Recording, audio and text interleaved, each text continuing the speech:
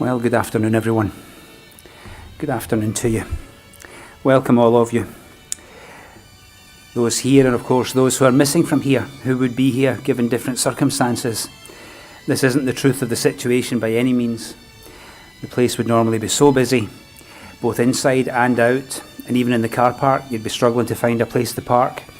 There'd be so many people there. There'd be so many from Alan's friendships over many years. There'd be so many from other family members, your friends, some of whom would have turned up. You'd have been surprised to see them. Gosh, what are you doing here? Well, I just came in support of you. Wanted to let you know you're not alone. All of those people and a few others would have been here today, family and friends, neighbours. You're very much in the thoughts of others who have a fair idea of what you're going through, they themselves having been through this loss.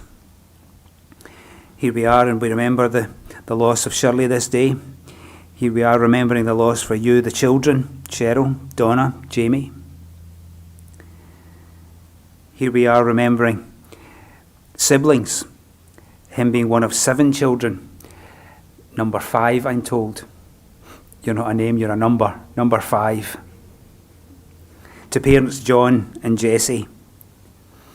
It's at times like this you go back and you've got all sorts of recollections. Some things come to you that you haven't thought of for years. You wonder where these thoughts have come from. Perhaps through looking through some of these old photos, family photos going back to childhood days, remembering things that were in the dim and distant past. Oh, I remember the day when that was taken. So we come with all our memories, and these sometimes stir up a tear in our eye, but also a warmth in our hearts. And as we come celebrating Al's life, it's normal that we shed a tear, both at the same time, celebrating life and having a tear in our eye, laughter and weeping at the very same time. Down through the years, people have written of this experience of grief, how they got through, who got them through, and the powerful emotion that grief is. Some of these are our oldest writings. We call them sacred literature. Some are more modern, expressing much the same thing. Like this lovely piece that you've actually chosen. A limb has fallen from the family tree. I hear a voice that whispers, "Grieve not for me. Remember the best times, the laughter, the songs, the good life I lived while I was strong. Continue my heritage, I'm counting on you. Keep smiling, and the sun will shine through. My mind is at ease, my soul is at rest, remembering all how I truly was blessed. Continue traditions, no matter how small. Go on with your lives, don't stare at the wall. I miss you all dearly, so keep up your chin until that fine day when we are together again." It's a lovely, encouraging poem. Somebody who's been through what you've been through, and there they are encouraging, this is what helped us through.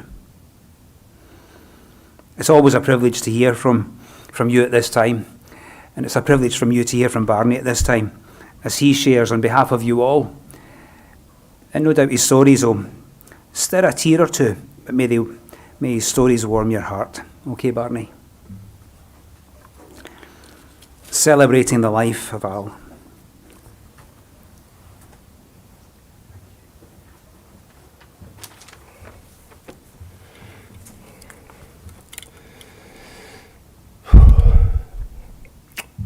When I'm up, everyone's up. And anyone that knows my uncle, has spent time with my uncle, will know exactly what I'm talking about. He had a saying for many things.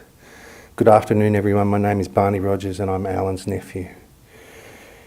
You may be gone from our sight, but you will never be gone from our hearts. Firstly, I'd like to express my deepest sympathy to Alan's family, our relatives, our cousins and friends. My uncle was born Alan James on the 6th of June 1940 at Auburn Hospital to John Terrence and Jessie May Ingerfield. He was one of 7, Jack, Ted, Kath, Bob, George and Janet, brothers and sisters. He passed away at his home where he wanted to be, at Terrigal Sands, on the 29th of September 21, and my uncle was 81. I must say this is probably one of our saddest days. Alan, for our whole family, Alan not only leaves his children, his grandchildren, his extended family and friends, but he is also the last of his generation in the Rogers family. Our heart goes out to Cheryl, Donna, Jamie, and our partner, Shirley. As a little tacker, Alan went to school at Morris Brothers, Auburn. And if the truth known, he really didn't like it. I don't think any of the Rogers boys liked going to school. I do know this, that they would have picked him out in the crowd in assembly because he had a good set of listeners. And anyone that knows our family will know all the Rogers had a good set of ears. Alan was like most of our Rogers family. He was strong-willed and he was a no-nonsense person, and he did things his way. He started work as a painter. He just was determined. He was not going to follow the footsteps of his father in the blacksmith and farrier trade. He continued painting all his life, even till his retirement and some. And though I can't help but wonder, was him going to school early just because he wanted to go to work early? Was just because he wanted to work, or did he want to get out of chopping wood for the fires? Alan and my father, in their 20s, they knocked around together. And Dad was dating my mother. And very soon Alan laid eyes on his wife-to-be, Beverly. And my mother's sister, they got married to my mother's sister. They got married on the 2nd of June in 1962 at St Philip's Church, Auburn. Their married last 22 years, having 3 children and 5 grandchildren, Dylan, Brianna, Harrison, Michaela and Carly. So as the story goes, Alan and Bev moved in together. They started a life together, living at Regent's Park and sharing a flat with Bob and Bev's sister Margaret. Both Cheryl and I have fond memories of these days, to be told on another time. A little story. My uncle walked everywhere, and if you ever wondered why he walked, it was not for any other reason except he just couldn't get the hang of driving. And he thought, well, if it's good enough for my father to walk, it's good enough for me. And from what I hear, that was a good thing because it was pretty scary in the car with him. Alan started work for a fellow called Big John, a painter and decorator, which soon seen Alan and Bev move to Orange for a small period of time. Alan was painting homes, but he didn't like the cold. But my auntie loved it. And every time he'd come home, all the windows were open and he was freezing. He'd run around closing all the windows and he was just determined to get out of there. They moved from there back to Sydney, and my uncle Alan started to work with a fellow called Ronnie Cosgreen, and together they ran a business for a lot of years until Alan's retirement. Alan and Bev eventually moved to Lethbridge Park, buying a home in Wangaroa Crescent. That's a name that you just can't forget, is it? Alan had a lot of sayings, and one of them was, "I'm the good-looking Rogers." Now, I'll let you decide whether or not that's true. I'll let you be the judge. Alan and his brother Bob were well known for their mutton chops in the days when they drank at North St Mary's Millers. Very recognisable. And during that time, Alan raised money for many charities and people who were down on their luck. He was the first to put up his hand if you needed it. In the 80s or early 80s, 80, 81, Alan started raising money for St Mary's Junior Leagues Club, and just about everyone he knew became a foundation member, including a very young Barney Rogers. Alan was part of a social club. It was his life to be social. And North St Mary's Millers, including Dunheved Golf Club, the Fishing Club, darts, and he was pretty keen on a game of pool. He was part of a group that he started called the Rogers Rangers, which took in some of his best friends: John Sankey, Peter Olivey, Rexy Hardis, Phil Stewart, and the Angry Ant Ray Harris. A little story. Alan was born on the 2nd of June 1940, which we all know, and his brother was born 2 years before him. And for many years they would run this little thing at the pub and say, "I'm 30 and Bob's 32. And they'd look at them and see the mutton chops and they'd say, "Are you twins?" They had beer shouted all night because they were twins. Now this went on for every 10 years, for as long as they stayed there. No one ever caught on. Alan loved his lovely wife Beverly, but unfortunately he lost her on the 6th of September in 1982 to kidney disease, a long battle that eventually took her. In life we love you dearly, in death we love you still. In our hearts you hold a place that no one will ever fill. And that's to my aunt. Alan met his current partner Shirley at Mount Druitt. They moved to Terrigal Sands and started a new life. Alan soon hooked up with the Womberwell Nippers. He had to do something. And he was good at barbecue, so he decided to cook. And he made gravy. Now that's unheard of, gravy on sausage sandwiches. But Alan persisted, and by the end of the day, the young Nippers were singing out, "Uncle Alan, Mr. Rogers, please make sure you bring it next time." They wanted the gravy no matter what. He was pretty stoked with that, I'm sure. But at the end of the day, he retired, but he just couldn't stop working. Alan lived the rest of his life at Terrigal Sands. Alan was always working. Nothing was too hard for him. Nothing was a hassle. He painted and texture painted, coated units to the late retirement, and he was a bit of a Mr. Fix-It even when he wasn't doing anything. I must say that in the last days, my uncle was at ease, and he made a solemn promise that he would catch up with his brothers. And in the last moments, he said this: "Cheryl, they're all here for me." And it's comforting to know that my uncle's in good hands. Thank you.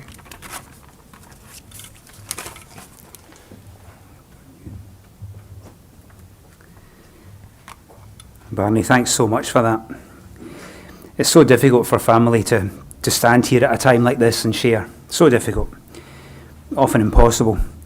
But it's a real privilege for us to hear from you, sharing those memories, precious and sometimes private. And that last one, it's not the first time we've heard such stories either. They're all here for me.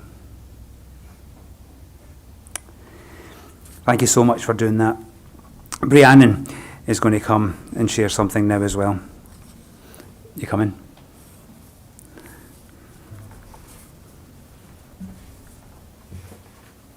Is Harrison coming with you? No, if I can look. If not, you can.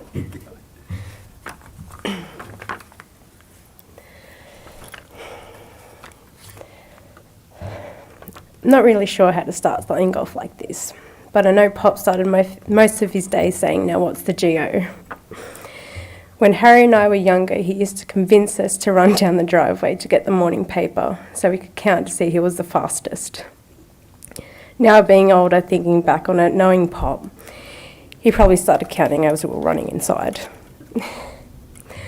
When we would stay at Pop's on school holidays, when Big Bear came on TV at 7:30, that meant it was Pop's bedtime.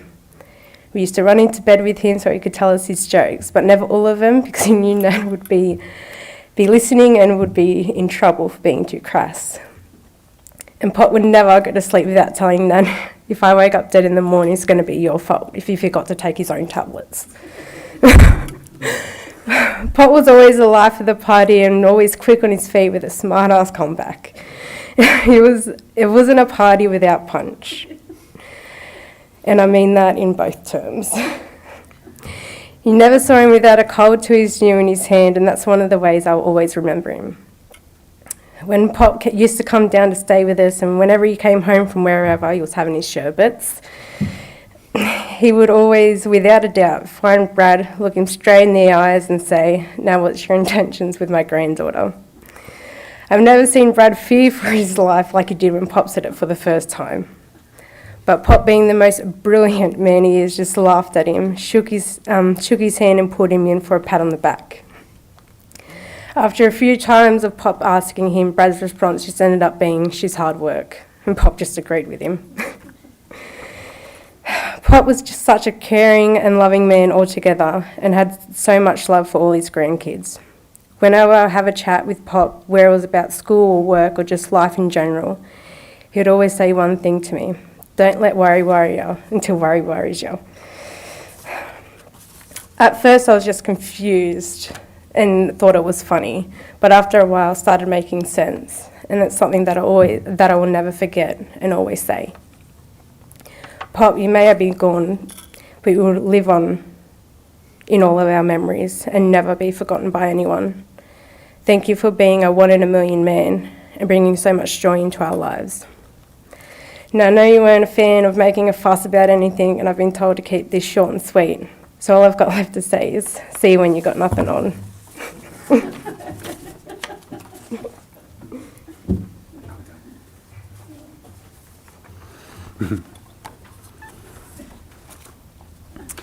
Oh, that's lovely. There's just that beautiful bond between grandchild and grandparent. It's just always lovely to hear, and especially on a day like today. It's just diamond. Thank you for sharing that with us.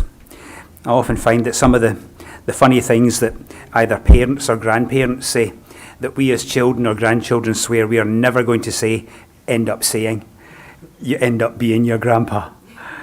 That's terrific.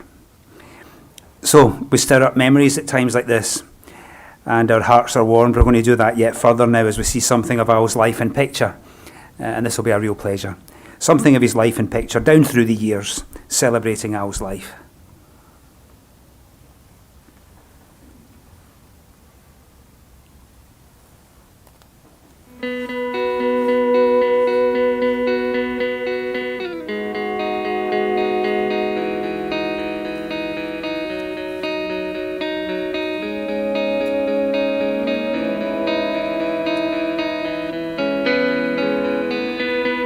Let's dance in style, let's dance for a while. Heaven can wait, we're only watching the skies. Hoping for the best, but expecting the worst. Are you gonna drop the bomb or not? Let us die young, let us live forever. Don't have the power, but we never say never. Sitting in the sandpit, life is a short trip. Music's for the sad man. Can you imagine when this race is run? Turn our golden faces into the sun, praising our leaders, getting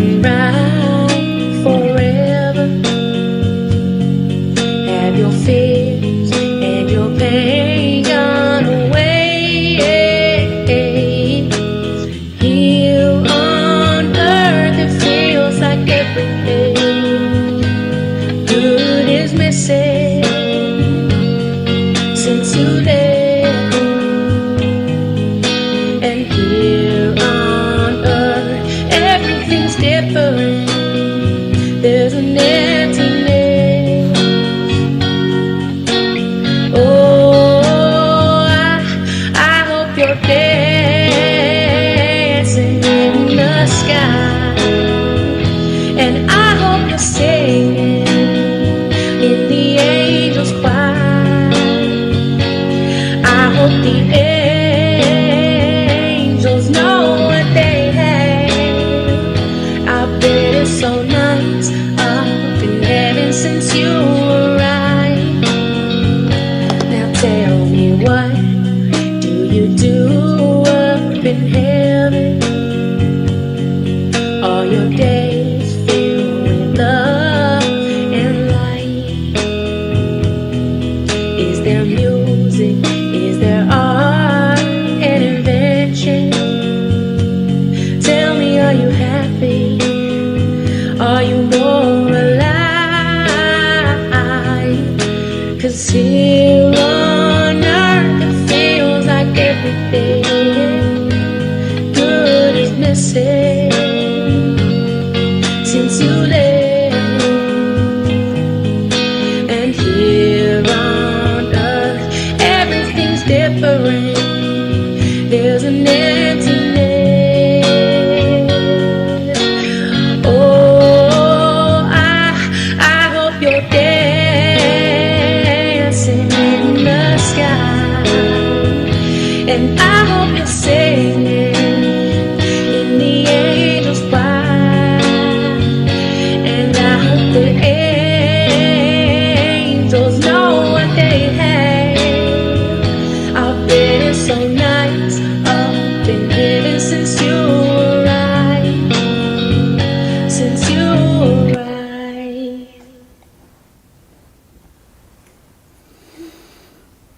That would stir up some memories, I dare say. Thank you for that.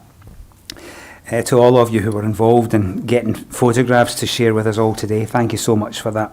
There was one picture in there. Who was behind the camera taking the picture when he was like this? Was that you?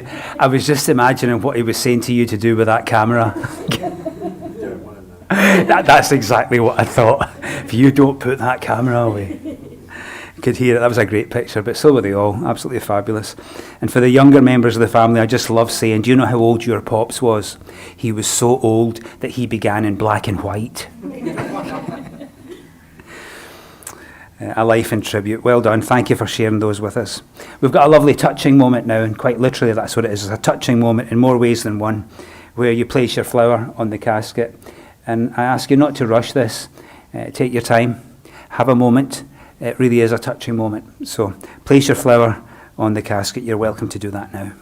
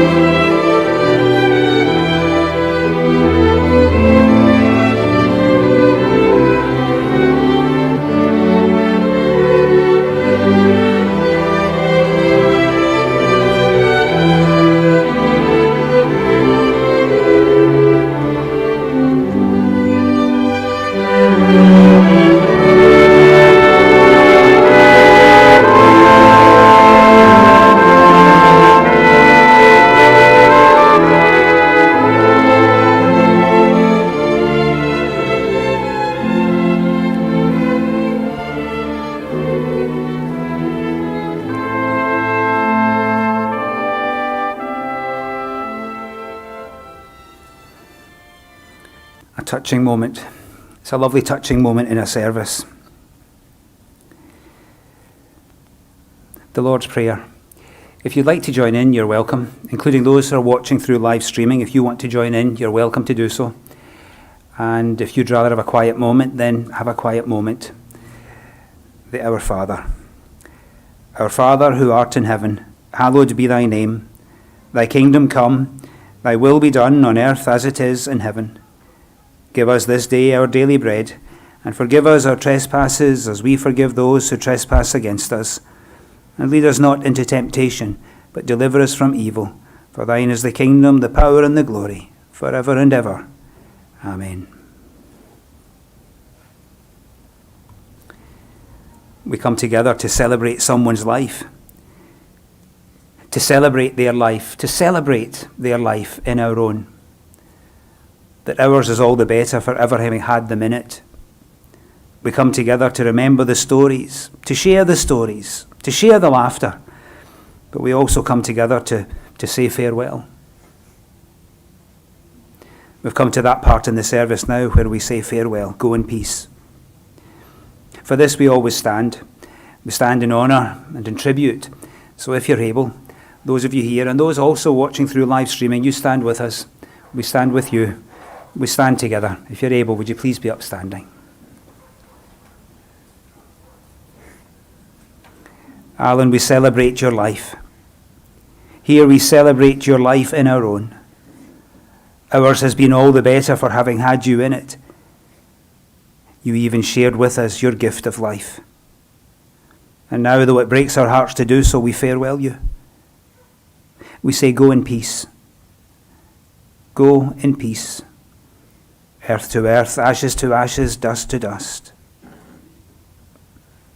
A father to his children, to his grandchildren, would wish them peace.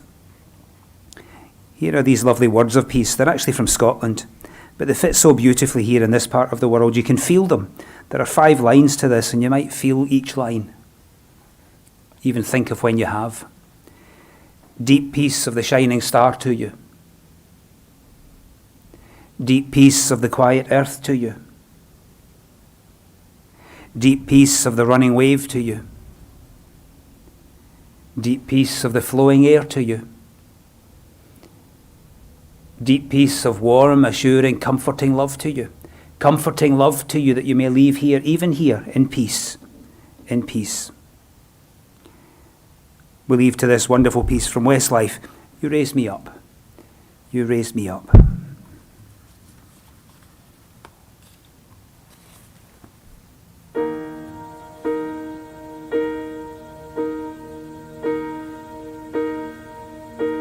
When I am down and oh my soul so weary,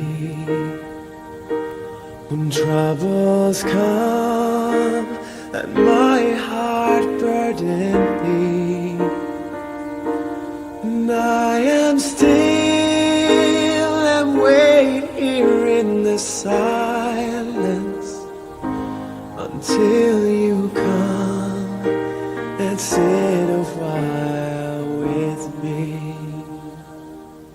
You raise me up so I can't stand on mountains. You raise me up to walk on stormy seas. I am strong when I am on your shoulders.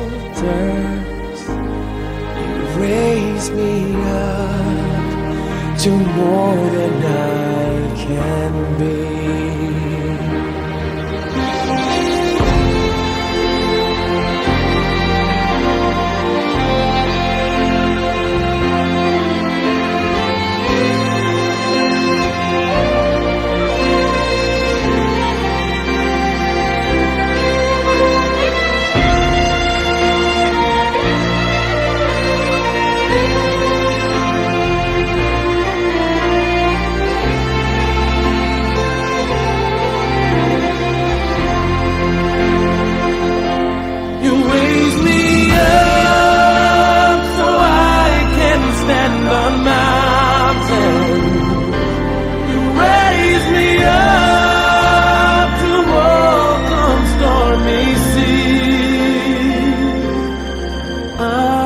strong when I am on your shoulders.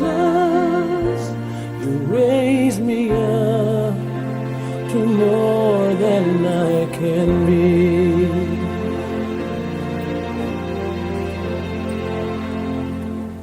You raise me up so I can stand on mountains. You raise me up to walk on stormy seas. I am strong when I am on your shoulders. You raise me up to more than I can be. You raise me up so I can stand on mountains. You raise me up to walk on stormy seas. I am strong when I am on your shoulder. Raise me up to more than I can be.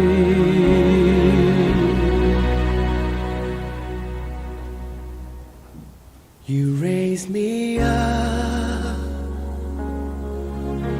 to more